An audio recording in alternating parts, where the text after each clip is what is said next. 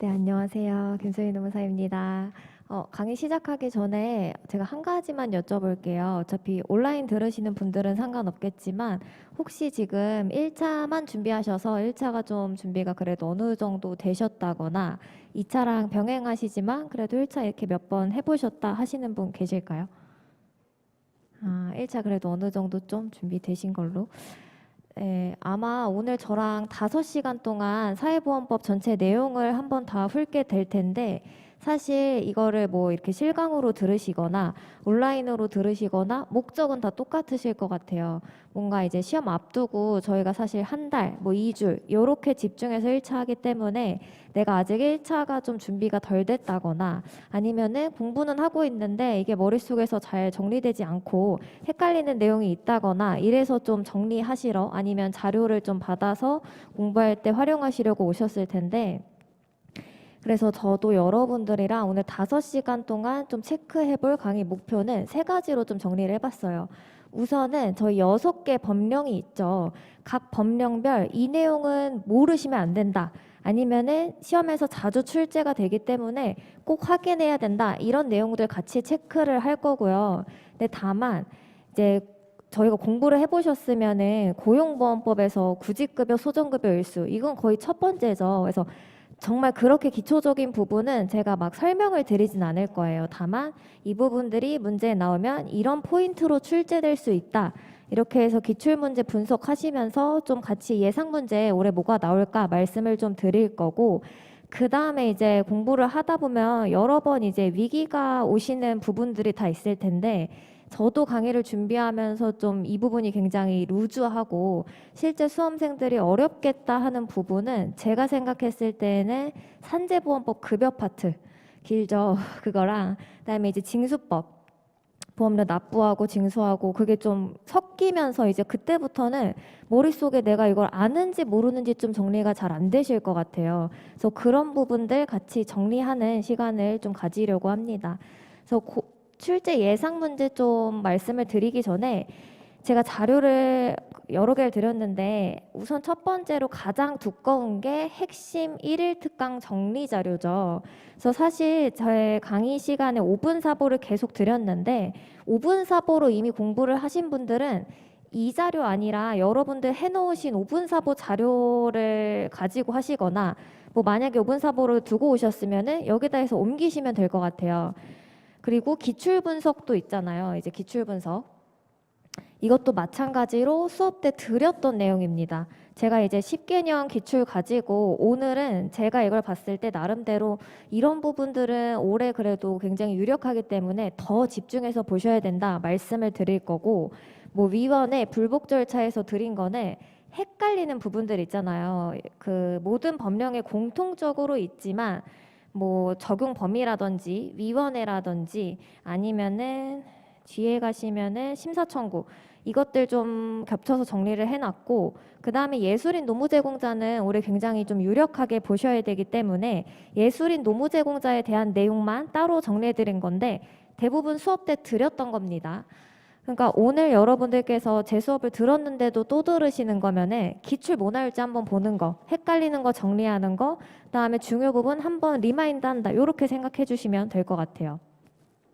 그래서 사실 이것도 문제별로 어떻게 나오는지 한번 보시면은 법령에서 사회보장 기본법은 세네 문제 나오는데 제가 봤을 때는 이제 가장 중요한 게 고용 산재 징수 6문제씩 나올 것 같고요. 여기서 만약에 징수가 5문제 나오고 사회보장 기본법이 4문제 나온다. 저희가 이제 그 평균 60점 맞는 데에는 전혀 지장이 없죠. 만약에 예상치 못하게 내가 예상한 거랑 한두 문제 달라진다 해도 저희는 주로 사회보장기본법, 고용산재, 징수 위주로 준비하기로 했기 때문에 괜찮을 거고 건강이랑 연금도 간혹 이렇게 3문제가 나오는 경우 있지만 한 문제 정도는 사실 저희가 100점 목표 아니기 때문에 내주셔도 괜찮죠. 그래서 제가 생각하기엔 요 정도로 생각하시고 준비하면 될 것 같다. 그리고 오늘 이제 내용 전체적으로 훑은 다음에 오늘 기준으로 여러분들이 앞으로 사회보험법 어떻게 마무리 정리하실지 그 다음에 시험 뭐 3일 전 앞두고 어떻게 시험 준비하실지 그리고 시험장에서 가져가셔야 될 마인드 한번 이제 정리하고 마무리하도록 하겠습니다. 고용보험법 기출분석부터 한번 보시면은 이것도 이제 계속 말씀을 드렸지만 사실 그 주요 법령에서 개간 파트 문제가 생각 외로 많이 나옵니다. 여기 고용보험법에서도 적용 범위랑 피보험 자격 나오고 있죠. 간혹 고용보험위원회나 용어의 정의가 있는데 사실 용어의 정의 단독으로 물어보는 문제는 최근에 자주 나오는 추세는 아니에요. 근데 피보험 자격은 작년에 나왔죠. 그래서 굳이 올해 개관해서 한 문제 나온다면 두 개가 유력하지만 적용 범위로 나오지 않을까 싶습니다. 그래서 제가 이 특강 말고도 아마 전범위 모의고사를 출제했는데 거기에 이제 제가 주로 올해 나오지 않을까 하는 문제가 반영되어 있으니까 좀 겹쳐서 보시면 될 것 같아요. 그리고 실업급여 별표돼 있죠. 제가 이제 별표를 잘 안 하려고 하는 건 그 부분만 보실까 봐 잘 안 하려고 하지만 고용보험법 공부하는데 실업급여를 날린다. 이건 있을 수 없죠. 소정급여 일수 계산 문제 올해도 나올 건데 제 생각에는 올해 구직급여 파트에서 많이 나오면은 세 문제. 이제 전통적인 이 계산 문제 급여일수 물어보는 건 당연히 나올 거고 자영업자가 나왔기 때문에 올해는 노무제공자 쪽에서 나오지 않을까. 만약에 교수님이 또 예술인을 물어보고 싶다. 얼마든지 물어볼 수 있는 기회가 있어요. 줄글로 종합 문제로 해서 선지에 1번부터 5번까지 중에 하나로 넣을 수도 있고요. 아니면은 징수법에서도 예술인이랑 노무제공자 피보험 자격 신고하는 거 거기에 선지로 넣을 수도 있고요. 예술인이랑 노무제공자는 단독 문제로 나올 가능성도 높고 설령 단독 문제가 안 나와도 선지에 녹아들 가능성이 매우 높습니다. 그다음에 연장급여 이런 것도 있지만 조기 재취업 수당이 나온 지 좀 오래됐기 때문에 요거 계산 문제도 하나 같이 보고 가시면 좋을 것 같아요. 그래서 노란색이랑 연두색의 차이가 뭐냐라고 하시면 노란색은 당연히 이제 누적 기출수가 많아서 필수적으로 보셔야 되고 연두색은 여러분들이 누적 기출수가 적어서 소홀히 상대적으로 소홀히 하시기 쉽지만 제 생각에 그래도 올해 좀 유력하게 보셔야 되는 부분이다. 육아휴직급여 이거 금액은 왜 체크돼 있냐면 개정됐죠. 육아휴직급여 그 비율이. 그래서 작년에 나왔지만 또 물어볼 수 있습니다. 그리고 교수님이 너무 개정 법령을 물어보는 게 뻔하다. 그러면 원래 내기 좋아하는 요 문제 내실 수도 있겠죠. 그 다음에 고직사업은 이거 보고 6문제 제일 많이 나오는 거 아니야 하시는데 책 보면은 사이즈가 거의 똑같은데 거기서 6문제고 여긴 6문제 아니라 거의 몇십 문제죠. 그러니까 만약에 정말 시간이 없다. 이 특강 듣고 나서도 정말 내가 그 사회보험법에 투자할 수 있는 시간이 며칠 안 되겠다 하시면 굳이 뭔가 덜어내야 된다면 다 가져가시면 좋지만 요거죠, 요거. 네. 그리고 여기서도 사실 다 보는 게 좀 무리가 있기 때문에 시간적으로 제가 이 지원금들은 봐야 되고 문제가 나오는 포인트는 이런 포인트로 거의 정답이 만들어진다. 같이 한번 볼 겁니다. 그리고 심사청구는 심사청구가 모든 법령에 있지만 고용이랑 산재에서 문제가 심사청구 나오는 비율이 높죠. 그래서 보셔야 된다. 그 다음에 벌금 과태료는요. 제가 다 체크는 안 할 거지만 각 법령별로 벌금이랑 과태료 있잖아요. 나올 수 있어요. 그래서 여러분들이 마지막에 중요 부분 보시고 벌금 과태료는 꼭 법령별로 좀 비교하시면서 어떤 건 벌금, 어떤 건 과태료 꼭 보셔야 됩니다. 저희가 벌금 과태료까지 일일이 보진 않을 거예요, 오늘. 그렇지만 여러분들은 공부할 때 보셔야 되고 고용보험법은 그래도 상대적으로 종합 문제가 적지만 나올 수 있죠. 그래서 제일 먼저 중요하게 보실 거 당연히 실업급여, 그다음에 개관이랑 육아휴직 파트도 놓치지 말으셔야 된다. 여기까지 보시고 아마 주로 프린트로 정리할 거기 때문에 핵심 1일 특강 정리 자료 펴주시면 됩니다. 그래서 좀 스피드하게 주요 내용 정리하면서 다시 한번 볼게요. 보시면은 개관 파트죠. 여기서 올해 한 문제 나온다라고 말씀드렸고 적용 범위 아니면은 피보험 자격 나오는데 뭘 물어봐도 사실 이상하진 않아요. 교수님이 올해 고용보험위원회 물어봤다? 불이탄은 아닌 거죠, 그게. 용어의 정의에서 같이 한번 보실 건 당연히 용어의 정의는 문제가 안 나와도 이걸 아셔야 다른 급여를 풀 수 있는 경우가 있기 때문에 꼭 확인을 해두셔야 된다 말씀드렸고, 피보험자에서 근자예노 계속 나왔었죠. 그래서 근로자만 피보험자라고 하면 그건 틀린 표현이 되는 겁니다. 근자예노 체크해 주시고, 고용보험위원회는 제가 두 문자 옆에 적어드린 거예요. 고용노동부에서 22년에 4차 산업혁명이다 해서 고4-1로 외우셔도 되고, 이거 뒤에 가서 징수법에서 고용보험 비율할 때 좀 연관되죠. 숫자가 그 고용보험 보유율은 2랑 4. 그래서 고4-2 해서 한번 체크해 주시고, 적용 범위 별표치고 중요하게 보셔야 되죠. 원칙이 근로자를 사용하는 모든 사업이고요. 50인 미만 자영업자 가입할 수 있고요. 국민기초생활보장법에 따른 자활근로자는 선지로 한 줄 나오는 거죠. 자활근로자가 근로하는 사업도 고용보험법 적용되는 사업으로 본다. 이렇게 나오는 거고, 뒤에 적용 제외 사업, 그 다음에 적용 제외 근로자, 실업급여 및 육아휴직급여 적용 제외. 그래서 적용 제외 사업은 법인이 아닌 자, 1차 산업, 농업, 임업업, 산재보험 가면 수렵업도 포함이 되죠. 여기 중에서 법인이 아닌 자가 4명 이하 근로자고요. 2번 내려오시면 여기서 실수하시는 포인트, 주택 건설 사업자가 아닌 자여야 제외되는 거예요. 그러니까 선지의 주택 건설 사업자가 하는 공사, 이건 적용되는 거죠. 그래서 뒤에 숫자 2천만 원, 100제곱미터 이것보다도 건설 사업자가 아닌 자, 여기 포인트가 더 된다. 가구 내 고용활동은 한번 보셔야죠, 눈으로. 그다음에 적용제외 근로자 넘어가서 보시면 60시간 미만이요. 이거 60시간 미만은 건강이랑 연금도 동일하게 적용되죠. 근데 일용 근로자, 밑에 가로에 일용 근로자는요. 여기 지우겠습니다. 건강이랑 연금에서 일용 근로자는 적용이 안 되죠.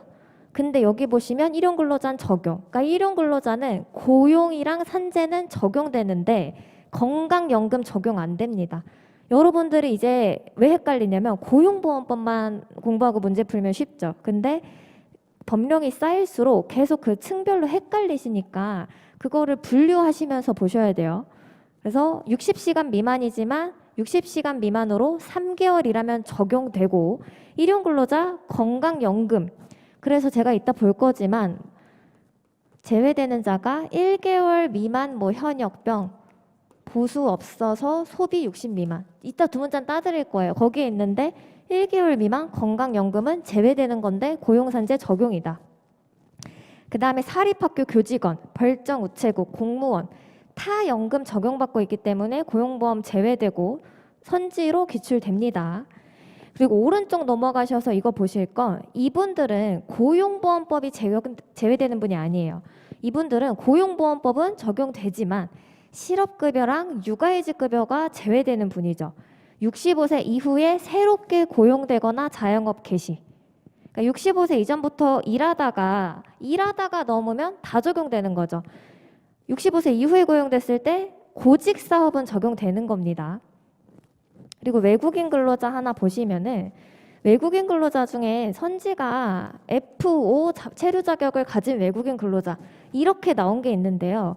절대 여러분들한테 외국인 체류 자격별로 가입 대상인지 아닌지 판단하는 문제 물어보지 않습니다.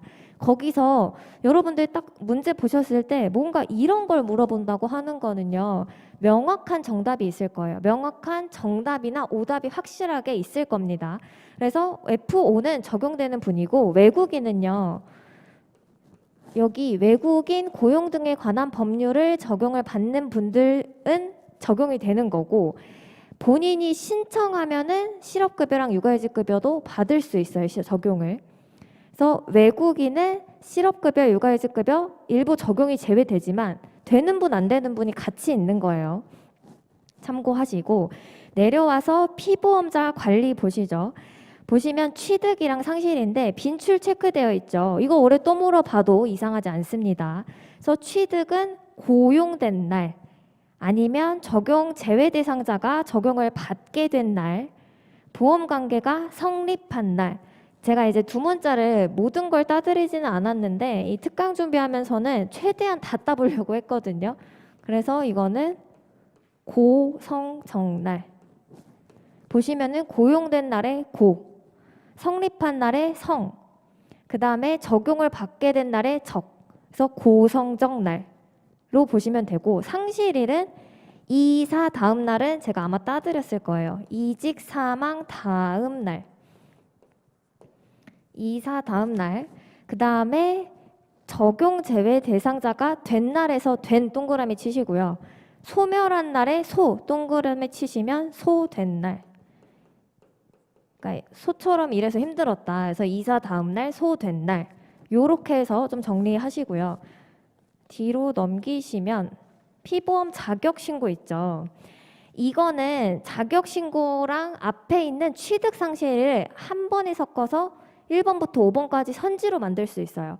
예를 들어서 뭐 근로자의 피보험 자격 취득일은 고용보험에 적용을 받게 된 날이다. 그 다음에 취득 상실 사유가 발생한 날이 속하는 다음 달 15일까지 신고한다. 순차적으로 다 선지가 될 수 있는 겁니다. 그래서 보시면은 체크하실 거는 언제까지 신고 기한 보셔야 되죠. 신고 기한. 이것도 어차피 저희가 오늘 다 볼 거니까 좀 종합으로 말씀드리면 고용, 산재, 연금은요. 다음 달 15일이에요. 근로자가 취득하거나 상실했을 때 고용, 산재, 연금은 다음 달 15일. 건강만 혼자 그날부터 취득 또는 상실 사유가 발생한 날부터 14일이요. 구분되시죠? 그리고 사업주가 신고하지 않는 경우에 근로자가 직접 할 수 있는 게 있고 없는 게 있는데 취득 상실 신고를 안 하면 근로자가 직접 가서 신고할 수 있고요.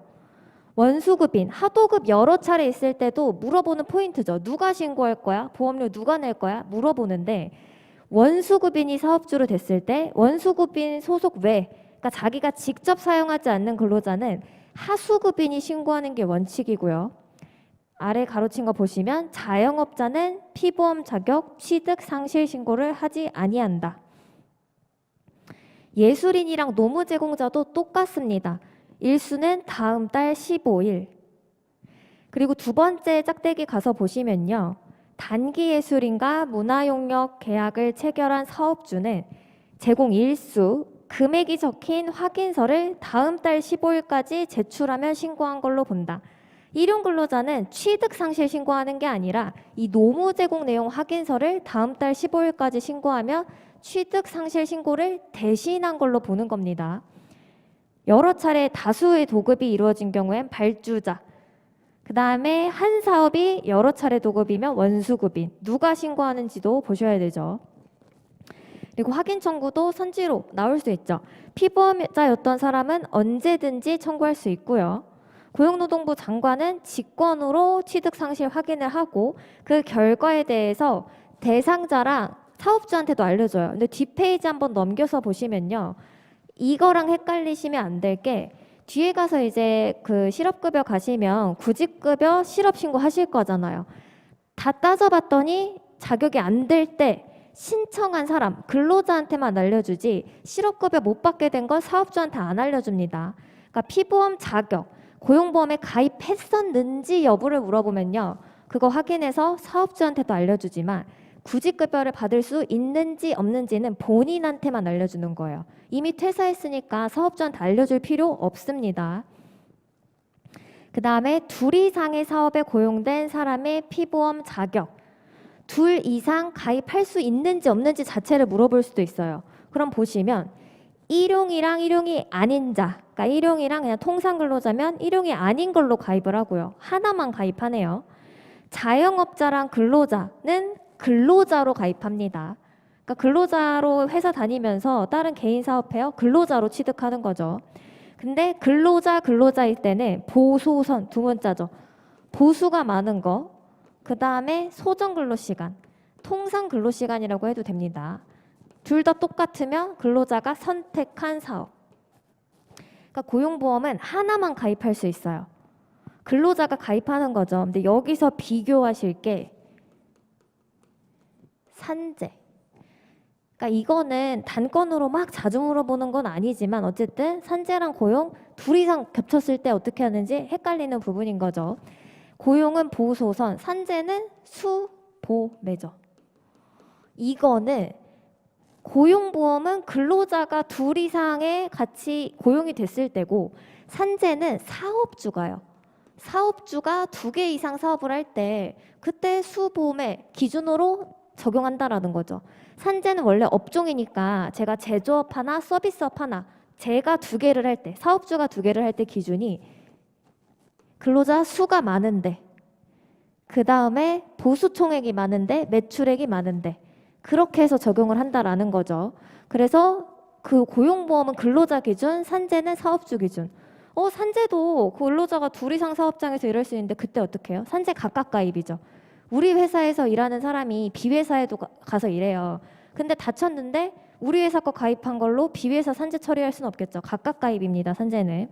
지금 고용이 2 이상 가입했을 때 1개 기준 보고 있는 거고, 노무 제공자랑 예술인이랑 겹쳤을 때 어떻게 할 거냐.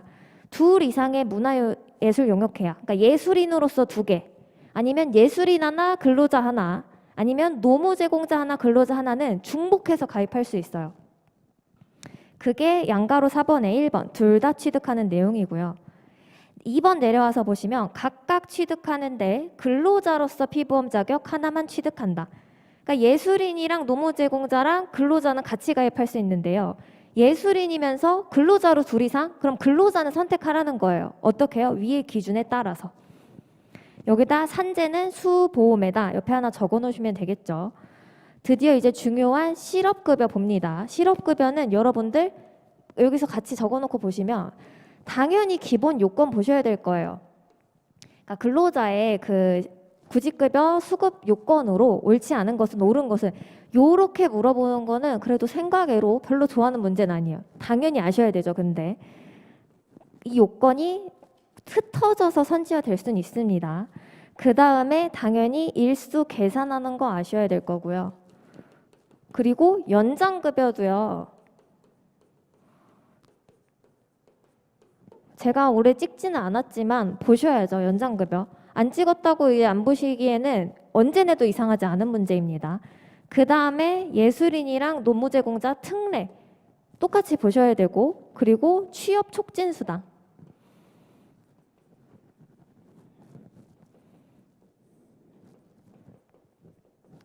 그럼 기본 요건은요. 여러분들 그 4페이지 맨 왼쪽에 내용 밑에 칸 보시면요. 1, 2, 3, 4 이렇게 돼 있죠. 기준기간 동안 피보험 단위기간, 피보험 기간 아니고 단위기간이죠. 단위기간이 180일 이상일 것. 뒤에 넘겨서 동그라미 2번 보시면 근로할 의사와 능력이 있음에도 불구하고 취업하지 못한 상태. 그 다음에 넘기셔서 보시면 이직 사유가 수급 자격 제한 사유에 해당하지 아니할 것. 6페이지에 그 6번이라고 표시되어 있는데 사실 4번이죠. 재취업 노력 적극적으로 할 것. 해서 각각의 요건은 당연히 아시고요. 다시 4페이지 돌아와서 보시면요. 요건별로 옆에 줄글이 있어요. 그 줄글에 제가 밑줄 표시해놨는데 그 포인트 그대로 각각 문제에 가서 선지가 될 수 있는 거예요. 기준기간은 근로자의 경우에 이직일 이전 18개월로 하는 거죠. 근데 이 18개월을 연장시켜 줄 수 있는 거는요. 5페이지 넘기셔서 보시면 질병, 부상, 대통령령으로 정하는 이유로 포인트는 30일. 30일 이상 보수를 못 받으면 이 18개월을 연장해 주는 거죠. 제가 왜 연장하고 이런 게 자세히 설명은 안 드릴 거예요. 오늘은 그냥 포인트 보시는 거고, 제가 기본 이론이랑 그래도 문제풀이 때까지는 이해를 도와드리려고 했는데 이제 한 달, 2주 남았는데 이해가 안 된다. 이해는 따지시지 말고 빨리 외우셔야 되죠. 이제 그때는. 그래서 내려가서 보시면 24개월로 연장해주는 때에는 1주 소정근로 시간이 15시간. 15시간 체크하셔야죠. 15시간 미만이고 1주 소정근로 일수가 2일. 2일 체크하셨을 때, 2일 이하일 때 이렇게 24개월로 늘려주는 거죠. 그다음에 내려와서 피보험 단위 기간은 보수 지급의 기초가 된 날이고 피보험 기간, 고용보험 가입 기간이랑 다른 얘기 하는 겁니다. 그리고 만약에 여러 개 사업장을 다녔는데 한 번이라도 문제에 구직급여를 받았다 나오는 순간 그 앞에 거 다 지우시면 돼요. 피보험 기간에 넣지 않습니다. 구직급여 받지 않아야지 넣어주는 거죠. 근데 구직급여 받은 적이 한 번도 없고요. A 사업장에서 B 사업장 옮기는 사이가 3년이 안 돼요? 그럼 합쳐주죠. 그러면은 구직급여 받을 수 있는지 따져서 A랑 B 합친 걸로 소정급여 일수 계산하시는 겁니다. 그러니까 이거는 이거 자체로 줄글로 물어볼 수도 있지만 이 포인트를 가지고 소정급여 일수 문제로 활용하실 수도 있는데 그렇게까지 되면 조금 꼬는 거죠. 이 여기서 급여일수 계산하는 거 문제 한번 보시면은 그렇게 어렵지 않아요. 다 그냥 뭐 몇 년 가입했고 몇 살인 근로자 얼마 받을 수 있냐 요렇게 물어보는 수준인데 이거 포인트까지 들어가면 좀 업그레이드죠. 내려가서 실업의 신고 한번 보시면요. 1번 동그라미 위에 요렇게 써주세요. 구직급여를 받으려는 자는 이직 후 지체 없이 신고해야 된다. 구직급여를 받으려는 자는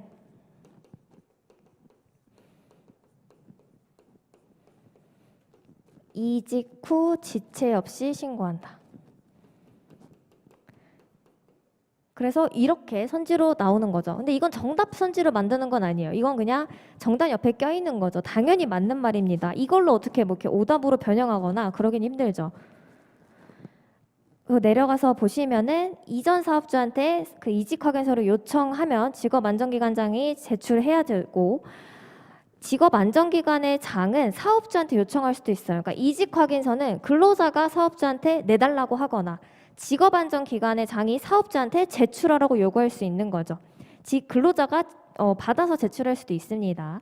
그다음에 실업 신고하려는 사람이 사업주로부터 받은 경우 직접 제출. 그러니까 세 가지가 되는 거죠. 사업주한테 네가 내줘. 근로자가 받아서 직접 내는 거. 직업안정기관장이 제출을 요구하는 거. 그다음에 실업의 인정 내려가서 보시면 당연한 말이지만 자주 나오는 선지죠.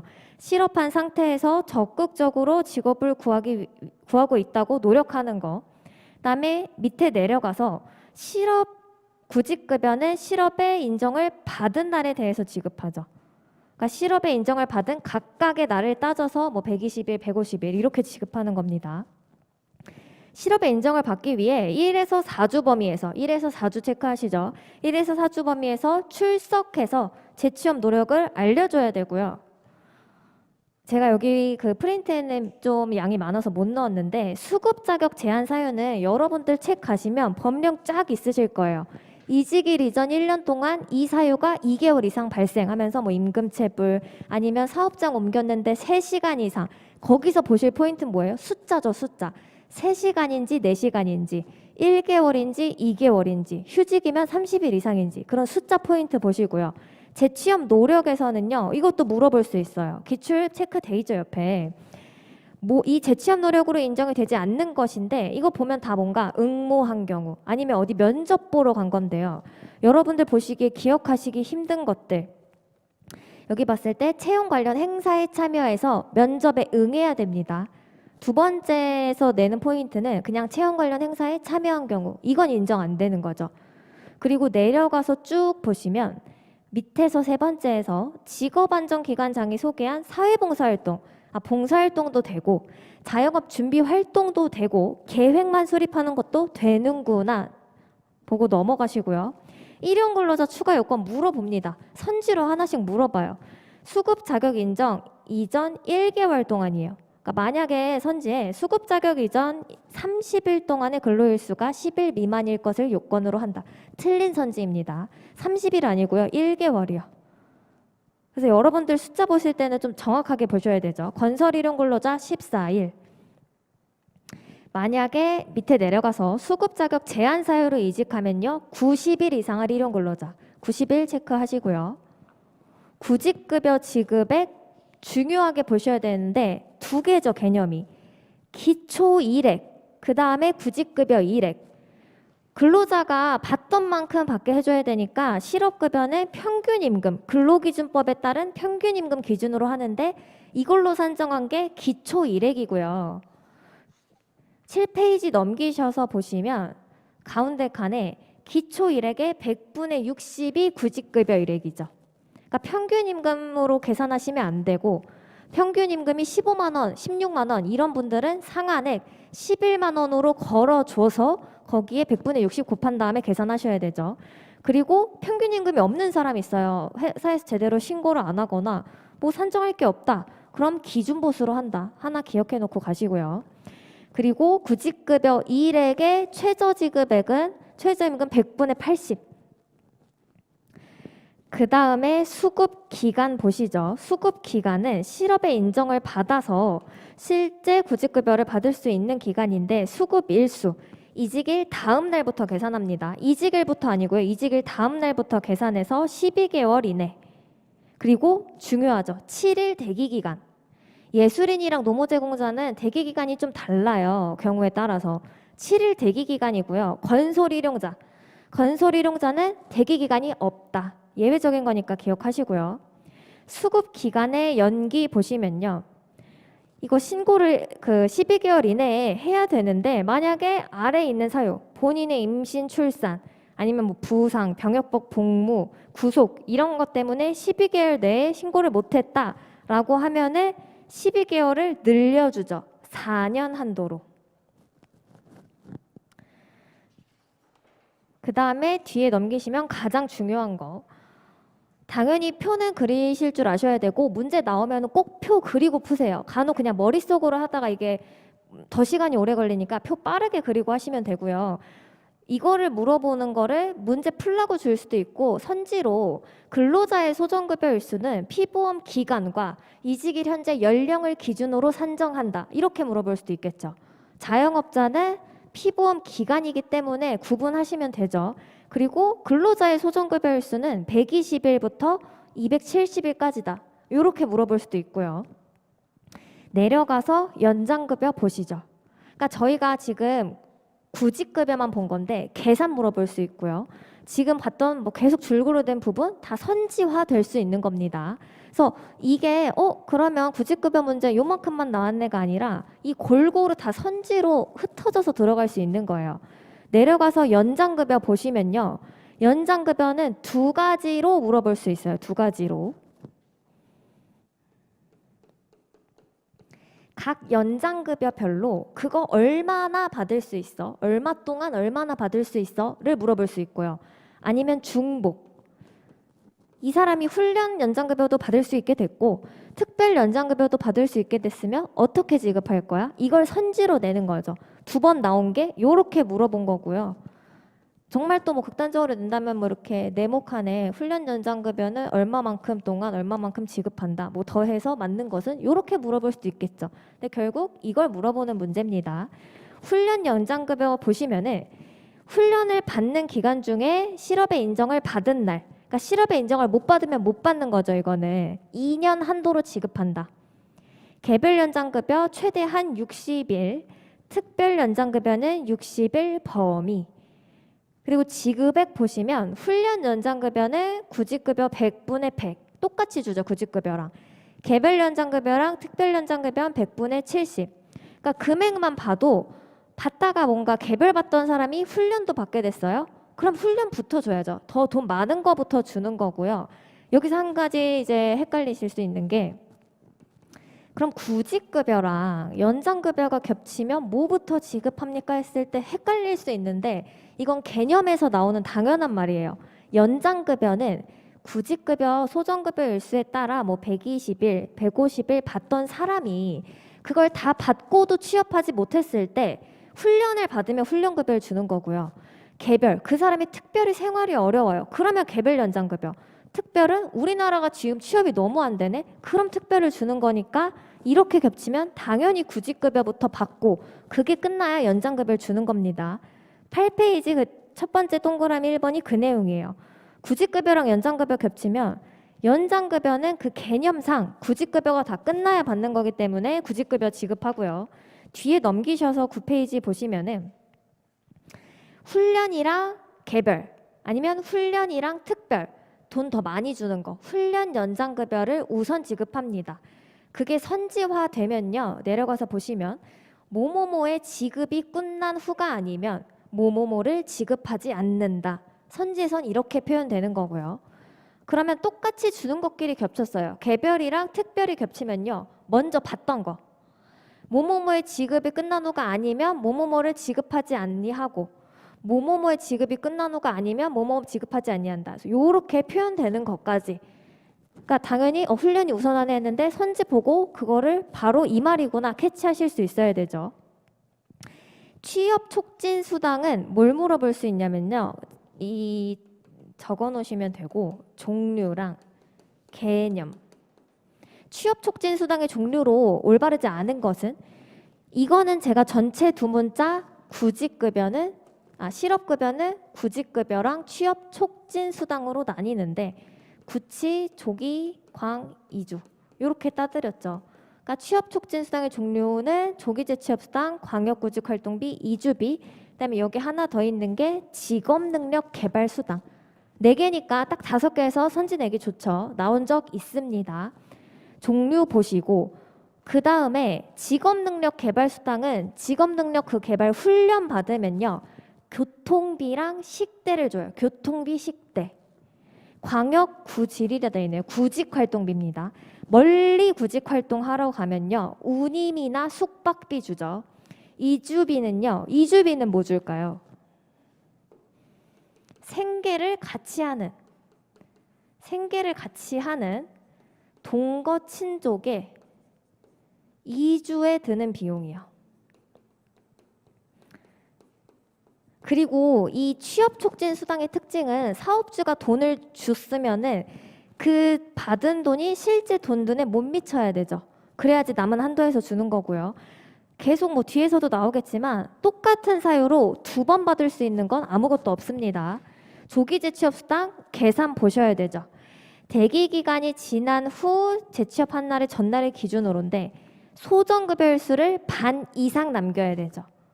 그러니까 여기 앞에 저희 표 한번 다시 보시면은 구직급여 표가 8페이지에 있었죠. 그러니까 이 8페이지 일수에 반 이상이 남아 있어야 받을 수 있는 거예요.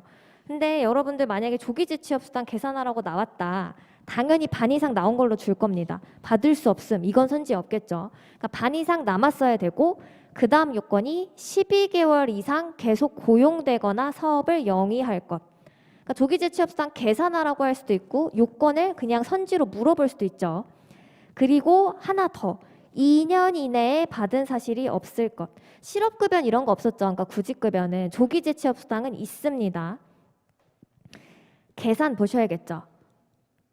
저희가 평균 임금으로 줄 거예요, 아마. 그럼 평균 임금 가지고 상한액 걸리는지 보시고 그거 다시 구직급여 일액으로 만들어 놓으시고요.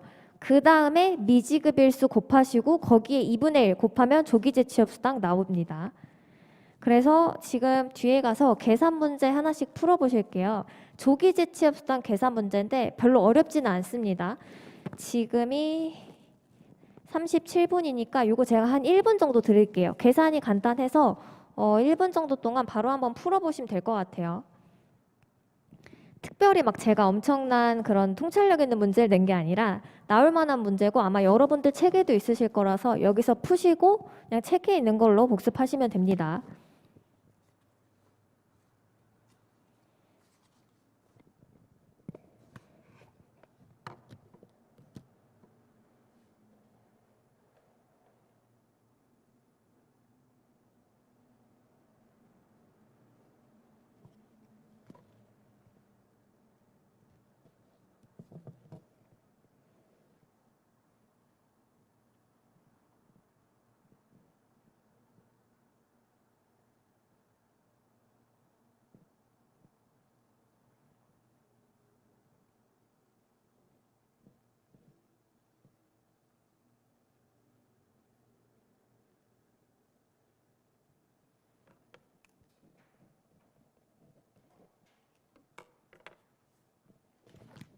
같이 한번 볼까요? 그래서 아마 문제가 나온다면 상한액에 걸리게끔 줄 거예요. 평균 임금을.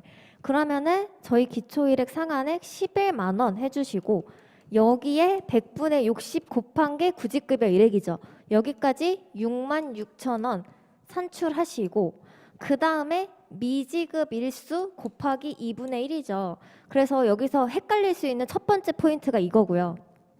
그 다음에 2분의 1을 곱할 건데 이거에 반의 2분의 1을 곱할 건지 이거를 곱할 건지인데 이거는 받을 수 있는지 여부. 80일이니까 75일보다 많이 남겼네.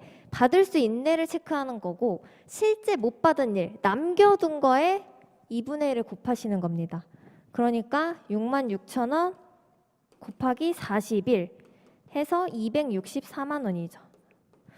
제가 기출 보니까 그 1,000원 단위까지 떨어진 적도 있는데 문제가 그렇게 계산위에서 실수하시게끔 나오지는 않아요. 그러니까 여러분들 이렇게 하나씩 해서 체크해 주시면 될 것 같습니다. 마저 10페이지 한번 보시면요. 자영업자랑 노무제공자 예술인 있는데 자영업자는 교수님이 굉장히 좋아하는 포인트세요. 많이 내죠. 그러니까 올해 자영업자 또 물어본다? 그것도 이상하진 않아요. 근데 개정 법령이나 이런 동향을 보면 예술인 노무제공자를 내는 게 좀 더 맞긴 하겠죠. 보시면 자영업자도 요건을 물어보는데 근로자는 그 구직급여 요건이 뭐야? 이걸 잘 물어보진 않는데 자영업자는 요건 자체를 물어보는 경우도 많아요. 그래서 선지에 자영업자는 근로할 의사와 능력이 있을 걸 요건으로 하지 않는다. 아니면 폐업 사유가 어떤 것인지는 따지지 않는다. 이런 식으로 선지화 되거든요. 그러니까 기본에 충실하게 요건을 보시면 되죠. 24개월간 1년 이상, 12개월 아니죠. 여기서 노무제공자가 12개월이고요. 그 자영업자는 1년인데 그게 거의 뭐 같은 말이지만 사실상으로는 저희는 요거대로 기억해 주셔야 되죠. 자영업자 1년. 근로할 의사 능력 똑같이 요구하고요. 폐업 사유가 수급 자격 제한 사유에 해당하면 안 돼요. 근로자의 수급 자격 제한 사유의 느낌을 좀 기억해 보시면 자기 발로 나간 거 이런 거 안 되죠. 아니면 당신 잘못 이런 거 안 되니까 자영업자가 이직하거나 다른 자영업 하려고 폐업한 거 안 되고요. 그 다음에 영업정지. 법을 위반해서 뭐 영업정지 이런 거 받은 것도 당연히 안 될 거고요. 그리고 방화. 방화인데 거기에 본인의 중대한 귀책 사유가 있는 방화. 이런 것도 안 될 거예요. 아니면 그 이외에 정당한 자기 사정 없는 사유로 폐업하거나 이런 거 안 되죠. 그러면 되는 건 뭐가 있을까요? 매출 감소, 아니면 천재지변, 아니면 병역 의무 이런 거는 됩니다. 그래서 자주 물어보지는 않지만 체크해 놓으시고 자영업자에서 까다롭게 나올 수 있는 선지는 딱 하나 있어요. 책에서 아마 보시기는 할 텐데 여태까지 거의 그렇게 쉽게 물어보셨는데 하나 좀 까탈스러웠던 게 자영업자는 체납하면요. 보험료 체납하면은 실업급여 주지 않는데 1에서 2년 미만인 사람은요. 1회 가입기간이 이렇게 해서 3년 이상 가입한 자영업자가 1회 체납하면 그날로부터 실업급여 지급하지 않는다. 그건 틀린 표현이죠. 그래서 어쨌든 기출이 한번 됐었던 선지이기 때문에 내용은 보셔야 되겠습니다.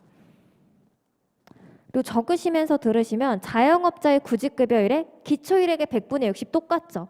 그러니까 요건이 일부 변형되지만 기초일액은 100분의 60으로 근자, 예노 다 똑같습니다. 그리고 자영업자 소정급여일수 보셔야죠. 피보험 기간만 있죠. 연령 차이 나지 않습니다. 그러니까 자영업자 나오면 나이는 볼 필요가 없는 거예요. 그리고 일수도 120일부터 210일까지만 있습니다. 예술인이랑 노무제공자는 제가 이따 한번 보고 시간이 되면은 다시 한번 정리해 드릴게요. 그래서 오른 칸에 있는데 이걸로 보지 마시고 별도로 드린 프린트에 있는 부분으로 보세요. 이거 지우시고 자영업자 옆에 있는 건 지우시고 예술인 노무제공자는 따로 보시면 되겠습니다. 넘기셔서 육아휴직급여랑 단축급여 있는데 여기서도 숫자 우선 기억하셔야겠죠. 그래서 육아휴직 또는 단축을 30일 이상 부여받은 피보험자일 것 30일. 11페이지에 수급요건 30일 이상 휴직이나 단축을 부여받아야 되고 육아휴직 시작 이전에 180일 이상이죠. 뒷페이지 하나만 넘겨보시면요. 12페이지에 출산 전후 휴가는요. 휴가가 끝난 날 이전에 단위기간이 180일이요. 그러니까 시작한 날이랑 끝난 날 다르죠. 똑같이 180일이지만 이 포인트는 좀 다릅니다. 그 다음에 신청은 시작한 날 이후 1개월부터 12개월 이내. 그러니까 구직급여랑 신청 기한은 똑같네요. 12개월. 종료되는 건 똑같다. 그리고 이때까지 해서 뭔가 사유가 있어서 12개월 이내 신청을 못한 사람은 그 사유가 끝난 후 30일 이내 신청. 30일 뚫어서 물어본 적 있습니다. 30일. 그럼 연장할 수 있는 사유가 뭐냐? 천재지변, 본인 배우자의 질병 부상. 그러니까 그 직계 존속으로 이렇게 위아래 내려오는 걸로 보시면 돼요. 그리고 형제 자매는 X. 형제 자매는 아닙니다. 형제 자매. 그러니까 직계 좀비 소개지 형제 자매는 안 된다. 병역법에 따른 의무 복무, 범죄 혐의로 인한 구속이나 형의 집행까지도 되고 지급 금액 중요하게 보셔야 되죠. 그래서 기본이 시작일부터 끝까지죠. 3개월 아니고 끝까지고 이게 월 통상임금의 80, 상한 150, 하한 70. 그래서 이 통상임금 80%까지 주는 걸 물어볼 확률이 가장 높습니다. 원래는 80이 아니었기 때문에 80 체크하시고 3+3 육아휴직은요. 체크하실 게 포인트가 어떻게 주는지도 아셔야겠죠. 부모가 동시에 썼을 때 주는 건데요. 요건 하나가 있어요. 옆에 적어 놓으시면 그 육아휴직을 쓴 이유가 되는 아기가 출생 후 12개월 이내. 그러니까 아기가 4살인데 육아휴직 같이 썼어요. 적용 안 되는 거예요. 12개월 이내. 같이 쓰면 월 통상임금의 100%를 주는데요. 부모가 한 달 같이 썼으면 200 주고요. 2달 같이 썼으면 첫 달은 200, 두 번째 달은 250. 3달을 내내 같이 썼으면 200, 250, 300 요렇게 주는 겁니다. 어떻게 주는지 이해가 되시죠? 그러니까 육아휴직도 그 변형이 많죠. 원칙은 통상임금의 80인데 동시에 쓰면은 요렇게 변형이 되고 변형이 하나 더 있죠. 아빠 육아휴직. 이게 작년에 나왔던 건데 아빠 육아휴직은 뭐냐? 요건 동시에 쓰는 거예요. 육아휴직을 같이 써야 되는데 아빠 육아휴직은 순차적으로 쓰는 거예요. 요거 지워도 될까요? 네. 아빠 육아휴직은 순차적으로. 근데 작년에 요건 시험에 나왔었고 이 제도는 올해 12월 31일까지만 있다 사라질 거라서 이걸 물어볼 가능성은 적다고 생각해요. 물어본다면 3+3이나 그 육아휴직 급여 자체를 물어보는 게 맞습니다. 이건 어떻게 주냐? 3개월까지랑 4개월부터 종료 시까지가 있는데요. 3개월 동안 똑같이 100%를 줍니다. 상한액이 250, 하한액이 70이요. 그 다음에 4개월부터 종료 시까지는 50%. 여긴 150, 70. 120이요, 120. 그래서 아빠 육아휴직 제도는 순차적으로 쓰는 거고 3+3은 동시에 쓰는 거다. 차이점만 보시고 급여 비율은 기본이랑 3+3 보셔야 되죠. 그 다음에 하나 더 있어요. 총 4가지 종류인 거예요, 사실. 엄마 아빠 중에 한 명만 쓰거나 부모가 순차적으로 가거나 아니면 동시에 쓰거나 여기 있는 3번의 한부모 가족. 애초에 엄마만 있으시거나 아빠만 있으신 경우에는 뒤에처럼 받는 거죠. 그러니까 원래는 통상임금의 80인데 그 육아휴직, 일가정 양립을 장려하기 위해서 뭔가 이런 특수한 상황에 대해서는 첫 3개월에 통상임금을 준다. 이렇게 보시면 될 것 같아요. 그 다음에 기타 원칙, 문제 나올 수 있는 마지막 포인트죠. 1월 미만 기간은 비례 계산한다. 그러니까 만약에 혹시라도 1개월 미만 육아휴직 사용한 기간 전액 지급한다. 이런 틀린 표현이에요. 비례해서 줍니다. 비례해서. 그리고 다 주는 게 아니라 100분의 75는 매월 주고요. 나머지 25를 복귀해서 6개월 이상 근무 시. 숫자로 나올 수 있는 포인트 75, 25, 6개월이죠. 그리고 다시 11페이지 가셔서요. 육아기 단축급여 있는데 이거 계산하는 거에 은근히 좀 헷갈려 하시는 것 같아요. 어쨌든 단축했다, 몇 시간 줄어들었다 줄 거고요, 문제에서. 그럼 처음 5시간은요. 그냥 통상임금 곱하기 단축 전 소정근로시간은 대부분 주 40시간입니다. 그럼 40시간에 5. 그러니까 통상임금 곱하기 40분의 5 해서 구하시고요.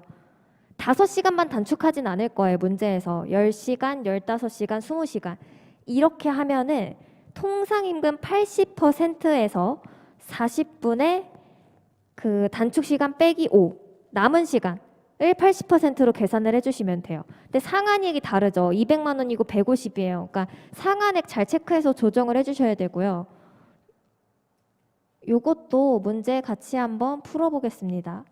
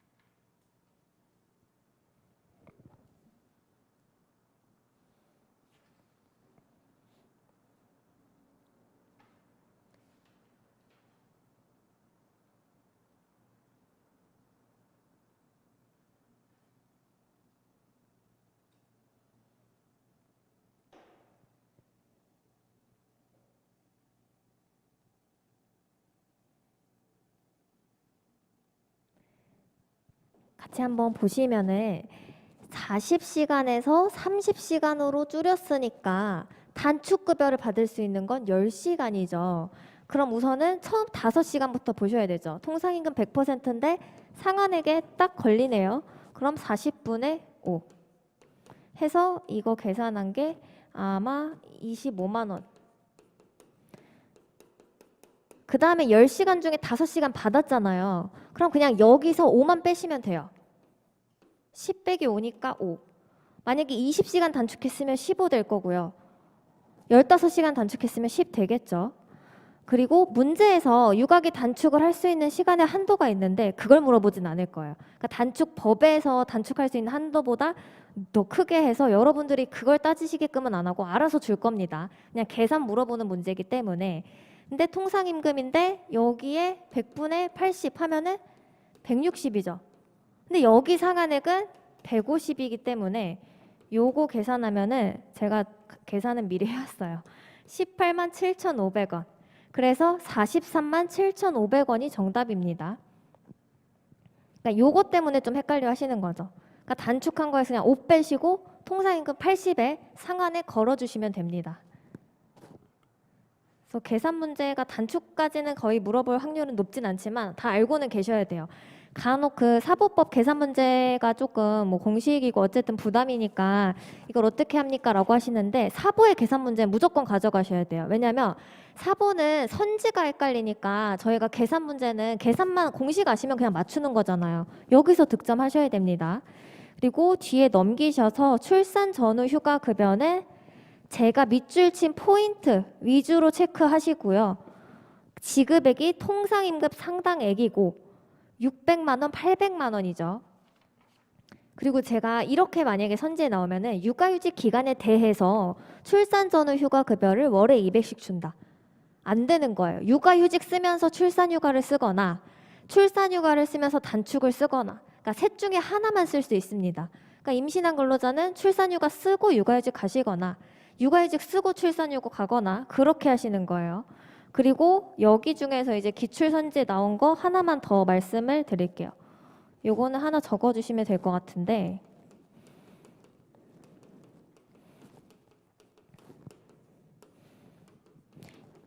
그러니까 육아휴직 급여는 75 받고 나머지 25는 복귀해서 받잖아요. 근데 육아휴직 기간 중에 쓰고 있는데 취업했어요. 취업하면은 취업한 기간에 대해서 지급하지 않는 거예요. 그러니까 만약에 선지에 육아휴직 기간 중 취업한 경우 그때부터 육아휴직 급여를 지급하지 않는다. 이건 틀린 표현이죠. 취업한 기간에 대해서만 지급하지 않는 거예요. 육아휴직 급여를 왜 주냐 생각해 보시면 육아휴직 가서 회사에서 무급 처리해서 급여를 못 받으니까 소득 대체 급여로 주는 거죠. 근데 다른 데서 알바하고 있어요? 그러면은 그건 안 주겠죠. 그 뒤에 13페이지 넘기셔서 고용보험 기금은요. 제가 이것도 기출된 부분 옆에 이렇게 표시를 해드렸는데 그러니까 두 가지로 물어볼 수 있어요. 이 고용보험 기금의 용도가 뭐야? 용도 물어본 적 있고요, 실제로. 그래서 뭐 올해 또 물어볼 수는 있겠죠. 그 다음에 종합 문제, 그냥 선지로. 그래서 기금의 용도 보시면은 좀 특이한 게 다른 거 다 눈에 이제 그냥 한번 보시는데 국민연금 보험료 지원. 그러니까 여러분들 쉽게 생각해서 고용보험인데 웬 국민연금 틀렸네 하고 체크하실 수 있는데 아니에요. 고용보험 기금으로 10명 미만 근로자 사용하는 사업장한테 줄 수 있거든요. 이렇게는 안 물어보지만 이 기금 중에 국민연금 보험료를 일부 지원할 수 있다. 보고 넘어가시면 됩니다. 그리고 이 기금을 설치하는 거 고용노동부 장관이에요. 고용산재는 관장하는 게 고용노동부 장관이죠. 그래서 고용노동부 장관. 뒤에 넘기셔서 고용보험위원회랑 국무회의의 심의를 거쳐 대통령 승인을 받아야 되죠. 그 다음에 그 공표하는 것도 고용보험위원회의 심의를 거쳐서 공표하고요. 기금 계정의 설치 이런 것도 물어봐요. 한국은행에 설치하고요. 여기서 포인트, 각 계정은 구분해서 관리한다. 그래서 고직사업에 드는 비용은 고직사업 보험료 거둔 걸로 하고요. 실업급여는 그 실업급여 거둔 걸로 하고요. 자영업자 거둔 거는 자영업자한테만 써요. 그러니까 선지에서 자영업자의 그 피보험자가 자영업자한테 드는 비용은 자영업자의 실업급여로 사용한다. 이렇게 물어보는 거죠. 그리고 잉여금은 적립하여야 한다. 이거는 사실 사회보장기본법에서의 포인트인데 하여야 한다, 할 수 있다. 요거 바꿔서 물어볼 수 있겠죠. 적립금을 적립할 수 있다. 이게 아니라 적립금으로 하여야 한다. 보전하여야 한다가 아니라 손실이 생겼으면 적립금으로 보전할 수 있는 거죠. 차입도 할 수 있다. 그 포인트 보시고 이제 드디어 고직사업인데 여기서는 올해 나오면 한 문제, 두 문제 나올 가능성은 저는 거의 없다고 보거든요. 나오면 한 문제. 근데 보시면 그 코로나 때문에 고용유지 지원금을 물어봤었는데요. 이제 여러분들 뭐 뉴스 보시면 거리두기 해제하고 이런 말 나오는데 고용유지 지원금을 물어볼 것 같진 않고 제 생각에 뭔가 물어본다면 이 창출 쪽에서 그래도 물어볼 수 있지 않을까 하는데 뒤로 넘기시면 한번 볼게요. 요건 보시면 15페이지에 지원 요건이 고용 창출이니까 일자리가 나와야 돼요. 1번에는 교대 근로 개편, 근로시간 단축해서 근로자 수 증가. 아니면 2번에 시설 설치. 제가 지금 말씀드리는 부분에 동그라미 쳐주시면 될 것 같아요. 고대 근로 개편 동그라미, 시설 설치 동그라미. 3번 내려오셔서 시간제 직무 개발 동그라미. 4번에 인력 수급 불일치 업종 동그라미. 그러니까 뭔가 이런 포인트들이 있으면서 근로자가 증가했다거나 누굴 고용했다거나 이런 고용 창출 맞죠? 근데 여기서 이제 실제 기출에서 틀린 포인트로 냈던 게 대규모 기업이 하면 안 됩니다. 중소기업 아니면 우선 지원 대상 기업이 이런 걸 해야 주는 지원금이기 때문에 대규모 기업, 삼성이 일자리 창출했다고 주면은 그건 말이 안 되겠죠. 그리고 오른쪽에 지역 촉진 있는데 요거는 어쨌든 보시기는 하셔야 돼요. 그래서 이 고직 사업을 아예 좀 덜어내실 분들이 아니라면 이 두 개 지원금 같이 보셔야 되는 거죠. 둘 다 기출된 적 있습니다. 뒤에 넘기셔서 16페이지에서도 고용 촉진을 좀 위주로 보세요. 임금 피크제는 사실 나온 적이 있는데 임금 피크제는 이제 어쨌든 좀 많이 사용하지 않는 제도, 정년 연장 내기고 나오고 있는데 임피제 좀 안 맞죠. 그래서 물어볼 확률이 저는 적다고 보고 육아휴직은 작년에 나왔었어요. 올해 좀 바뀐 부분이 있는데 작년에 나왔었기 때문에 요거는 제가 이제 수업 시간에 말씀드린 정도로 보시면 될 것 같아요. 요 지원금도. 그리고 뒤에 17페이지에 지원 제한 물어보면요. 이거 포인트 똑같죠. 대규모 기업 안 됩니다. 그리고 동그라미 1번에 비상근 촉탁 근로자. 비상근 촉탁 동그라미 치시고 4번에 이직 당시 사업주와 같은 경우. 그러니까 그전 사업주나 지금 사업주나 사실 아는 사이거나 거의 같은 사람.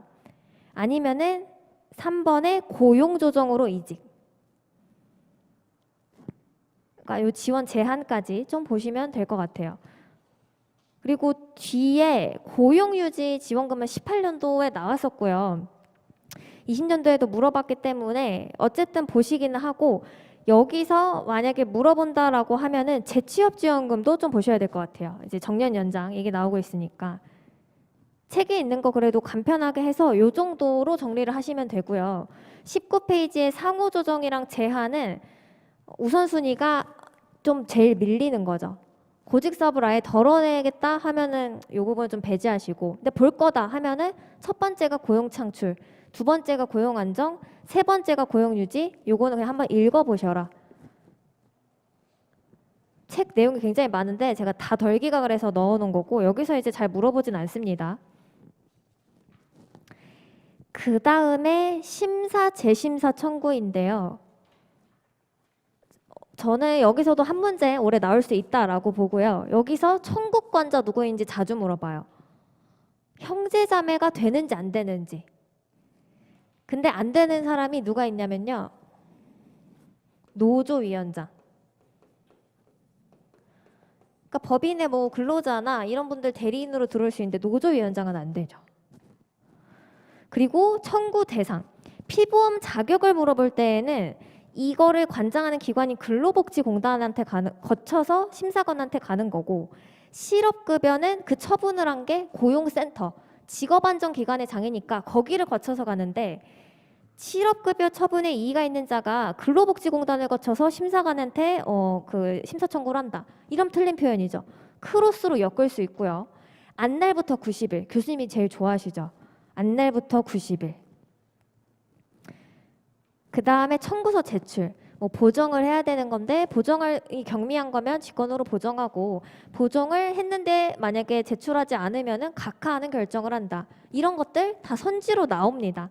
그러니까 뒤에는 쫙 보시면서 선지로 밑줄 친 부분 나올 수 있구나. 21페이지 보시면 결정 문서로 한다. 이거 구두로 한다. 이렇게 바꿀 수 있겠죠. 그리고 3번의 결정 효력 보시면 받은 날 도달한 날 아니죠. 보낸 날부터 효력 발생합니다. 보낸 날. 그리고 이 심사 청구 원처분 집행정지 시키지 않죠. 근데 이제 만약에 중대한 위험이 있다라고 하면 직권 정진 가능합니다. 그러니까 심사 청구로, 신청인의 청구로 원처분이 집행 정지된다? 이건 틀린 표현이에요. 그래서 이거는 제가 별도로 드린 위원회 불복 절차, 거기 보시면은 심사 청구를 고용이랑 산재 비교해 놓은 게 있거든요. 어디 있냐면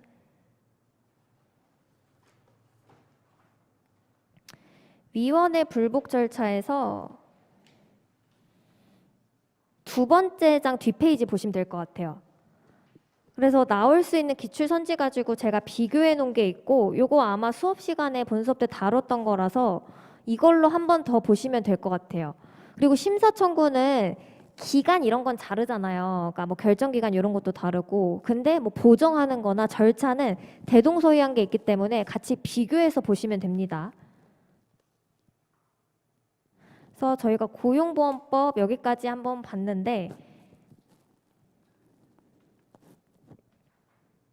그러니까 심사 청구는 방금 말씀드린 것처럼 산재, 그 다음에 뒤에 나오면 건강연금이랑 비교해서 보시는데, 주로 고용산재 비교해서 봐놓으시면요, 나중에 건강연금은 기간만 한번 더 체크하시면 될 거예요.